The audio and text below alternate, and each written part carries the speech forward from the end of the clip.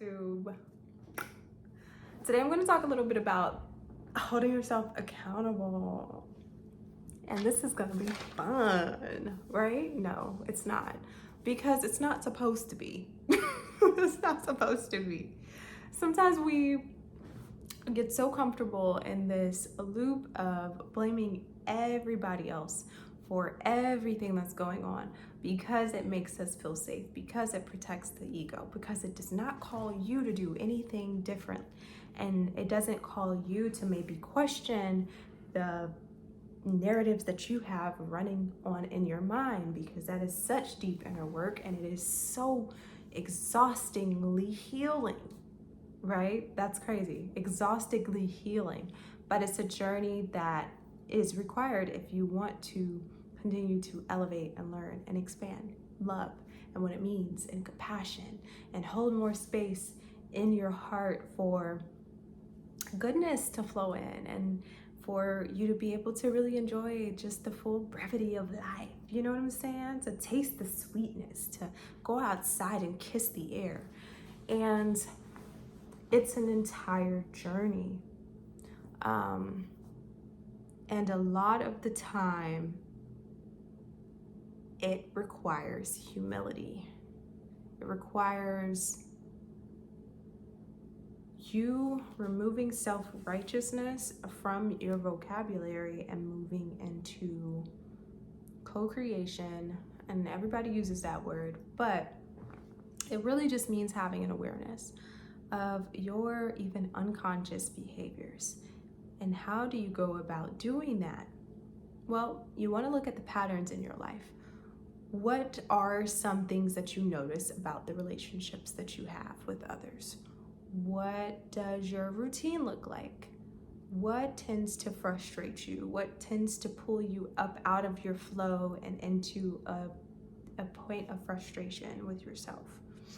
What do you tell yourself that you're gonna do, but you keep pushing back on? What is it that keeps you up at night? Very scary things, but I can tell you that knowing your own heart takes a lot of courage. And as I've been going down and through this process of reflection and also inner growth and healing, because we can make up the outside and we can buy all the things and we can go all the places and we can make all the friends and we can make all the money, but if what's going on inside here is not in alignment with the growth that seemingly is happening out here, it can really, really, really hurt you when the inevitable happens and life changes, when circumstances change, because the only thing that is stable is your center, it's your relationship with God. And I'm not sure if you have one. That sounds so rude. I didn't mean it like that. I'm not sure if you are someone who believes in God, but the unchanging really is the invisible world, and the invisible world is the one from which we move from. You know, that's where all of our actions, and it's the place that we make our decisions. You know what I'm saying? And if you are someone who notices a theme of mistrust or betrayal or disconnection from people in your life, then it can be great to take some self-inventory about why it is that you're attracting certain things. Not even attracting, why are you engaging yourself in certain behaviors and dynamics with people? Why are you still rumbling and tussling with things that happened 10, 5, 2 months ago? And how you can move forward, you know, with a greater awareness. And it takes so much humility to really excavate the gunk out of your heart and out of your mind and turn that into gold and into lessons and into wisdom, and to be able to move forward in this life with joy, you know, just moving from a place of spaciousness, being able to breathe. Now, just for a little bit of context, I have recently been doing a lot of this work. So I'm not speaking from a place of I know better than you. I'm speaking from a place of humility and saying that I have had some baggage to really clear out. And not all of the baggage was my fault. And taking responsibility and holding yourself accountable does not mean fault. It does not mean blame. But what it does mean is that now you're in the driver's seat of your life and you have the ability to make different choices, and that your current reality, the reality that you're living in right now, may be a reflection of some of the choices that you've made. And unless you're willing to transform, some people it's easier to stay fixed. It's easier to stay set in stone. But if you are in a space of bolstering up the courage to know yourself on a deeper level, so that no matter what changes around you, you have a place where you can go back and rest within yourself. A place where you can lay down and just embrace this life experience. So, as I get started in this, I want to talk about how my last video with healing self-sabotage, I spoke a little bit about really, sorry, my brain just blanked.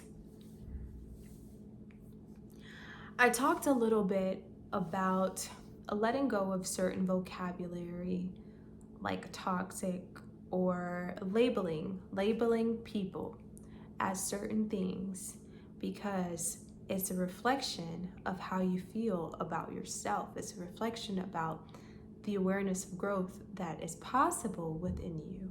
And I think a lot of the times the way that we speak about other people and the analysis that we have about them and their lives can be an intimate reality within us that we are not so aware of. I remember in a previous partnership, relationship, whatever you want to call it, a previous connection that I had with someone, I was very critical about projecting that they cared so much about what everybody else thought about them. You know, that was one criticism that I just held on to, and I swore it was the truth. I was like, I see you and you don't see yourself. Craziness, right? That's just crazy. But in this work, I have seen that those very things that I was so convinced was a part of that other person was just me.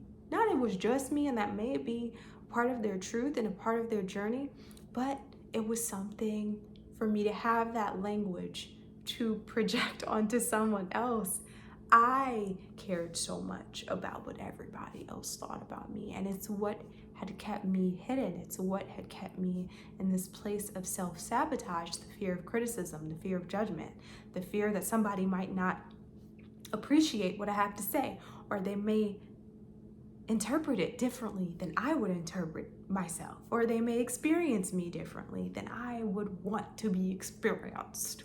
How much ego is involved in our reflections of our relationships that may not be a part of our lives anymore, and not to label that relationship or that experience as negative, but as a gift that was here to teach you along the way for your soul's growth, but also just so that you can forgive, let go, and be free and enjoy the time that we have while we're here, embodying our spirits and our souls, because there's so much beauty that's here. But if all that we're projecting, and if the way that we're filtering these experiences is through a lens of blame and denial, and there is no self-reflection, there is no accountability, and everything is somebody else's fault, And if you did something that was hurtful to the other person, but your excuse is, I didn't intend for that to happen, you are gaslighting the actual reality that that person had. You are gaslighting yourself. Me using gaslighting, I don't even know if I'm using it correctly, but you're keeping yourself from growing up in that regard, because what you have is an opportunity to learn how to better love yourself and others in every situation. How can I hold compassion and kindness for this other person in this situation? And if there is a thing that comes up where you find yourself triggered, that is also an opportunity to ask yourself, am I in any way closing myself off from the possibility of connecting deeper with life, with learning something? And that does not always mean staying in a situation. Sometimes that does mean leaving the situation. But then that does not mean running away from the consequences of your actions. But accountability is dealing with the reality of your choices, dealing with the reality of the fact that you are moving from something in here, even when we make mistakes. And those are great. Mistakes and failure are great. I am really enjoying this process mainly because I have the opportunity to move from a place that is more authentic to where I am right now in my life. And just for a little bit of context, I had a difficult time with conflict if it involved me, because a lot of the time I felt I was doing so much to tiptoe around it, because conflict was always scary. It was always so damn intense growing up. You know what I'm saying? It was like I would just rather not, or if I am going to be in conflict, I want it to play the mediator role. But what happens when your heart is in a situation and another person's heart is in a situation, and you guys are butting heads, you guys are no longer aligning because there's friction there? Are you able to extend compassion to them, or extend loving compassion to them, and still do and balance that out with doing what you need to do for yourself and holding loving compassion for yourself? Or are you hiding underneath a rock? And are you running from the situation? Are you ghosting people? That's something I had to deal with, was ghosting, because I was ghosted because it was too much. It was overwhelming. I had just lost my father, and all of a sudden, 2 years ago, my father died. And it was like, that was like also the prime time when I was having all of these relationship issues with my friends, my long-term friends, and with people that I had loved and held dear so close. And I was like, look, I'm grieving. I can't deal with this right now. This is not a priority for me. I'm trying to stay alive, because grief was hurting. And what did I do? I traveled so much that year because I just needed to get away. I needed to get out of that environment to remember that life is so much broader than just my pain. But what ended up happening when I came back and when the traveling was done was I had to sit in it. And honestly, I'm thankful that accountability can take time, and it's also something you cannot rush. You can't rush yourself towards revelation. You can't rush yourself towards an aha moment. You simply have to live into it. And so there came a time, like over this past winter, where I just couldn't keep going. It was a time for me to hibernate. It was a time for me to reflect. It was a time for me to continue moving forward. And, I had opportunities to mend things with let me not say that I wasn't, let me not make excuses for myself. I had opportunities to mend things with close friends that I felt were not supportive of me during that time, and it was so confusing. And I'm not sure if I put too much, if they felt like it was too much. I didn't even put my grief on nobody, y'all. Let me stop gaslighting myself. But I felt like I needed people. Turns out I did not. It's so crazy. Hold up. This video is going all over the place. What I'm talking about is accountability, Jada. Accountability for running from conflicts because it was too hard for me at that time. And let me take out because it was too hard for me. See how hard it is to hold yourself accountable sometimes? To just say, I was running away. And I had to face the reality of me running from my relationships because I had to sit with myself. I had to face and confront the fallout of grief. And in my traveling and in all of my reminding myself that I was alive, I didn't sit still enough to really just allow my heart to break until the winter came. And that is when I began to allow all of the things to flood in, the ways where I could have held more compassion in those situations. I felt so drained of my compassion. I felt like my cup was empty. And in moving from that space, sometimes you can project your need for feeling onto other people because you don't have the tools yourself yet in order to really pour back into your own cup, right? And so it's a process of humility. Me realizing, that this is not going to happen overnight, that healing takes time. This is not a one and done situation. But also B, letting go of all self-righteousness that holds me and others at a certain standard other than meeting where we are. You know what I'm saying?